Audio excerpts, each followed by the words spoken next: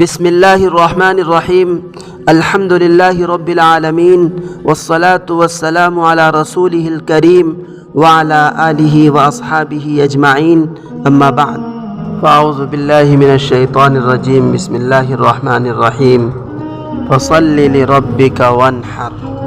عزیزان گرامی، معزز سامعین اعظام، میں نے قرآن مقدس کی سب سے مختصر اور سب سے چھوٹی صورت کی ایک آیت شریفہ تلاوت کی ہے۔ اس آیت شریفہ میں اللہ تبارک و تعالی نے آقا نامدار جناب محمد الرسول اللہ صلی اللہ علیہ وسلم کو دو حکم دیے ہیں۔ پہلا حکم اللہ تبارک و تعالی نے حضور علیہ السلام کو یہ دیا، اے نبی آپ اپنے رب کے لیے نماز پڑھیے، اور دوسرا حکم یہ دیا کہ اے نبی آپ قربانی کیجئے۔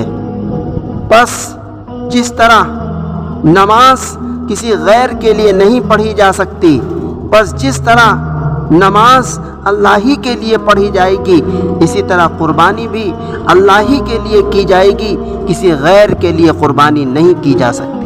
اللہ کی رضا کے لیے اور اللہ کے تقرب کے لیے، اللہ کی نزدیکی حاصل کرنے کے لیے جو جانور ذبح کیا جاتا ہے وہی حلال ہے۔ جو غیر اللہ کی رضا کے لیے اور اس کا تقرب حاصل کرنے کے لیے جانور ذبح کیا جائے وہ ہرگز حلال نہیں ہو سکتا۔ غیر اللہ یعنی اللہ کے علاوہ، چاہے وہ کوئی بھی ہو، چاہے وہ پیر ہو، چاہے وہ فقیر ہو، چاہے بزرگ ہو، اگر غیر اللہ کے لیے، غیر اللہ کے تقرب کے لیے، غیر اللہ کی نزدیکی کے لیے، غیر اللہ کو خوش کرنے کے لیے جانور ذبح کیا جاتا ہے، وہ حرام ہے، اس کا کھانا ناجائز ہے اور یہ عمل شرک ہے۔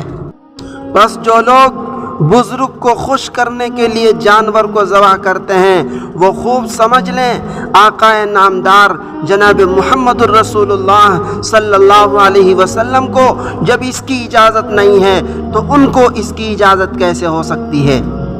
اور اسی بات کا اعلان آقا نامدار جناب محمد الرسول اللہ سے اس آیت شریفہ میں بھی کروایا گیا، قل ان صلاتی ونسکی ومحیایا ومماتی للہ رب العالمین۔ اے نبی اعلان کر دیجئے میری نماز، میری قربانی، میرا جینا اور مرنا سب کا سب رب العالمین کے لیے ہے۔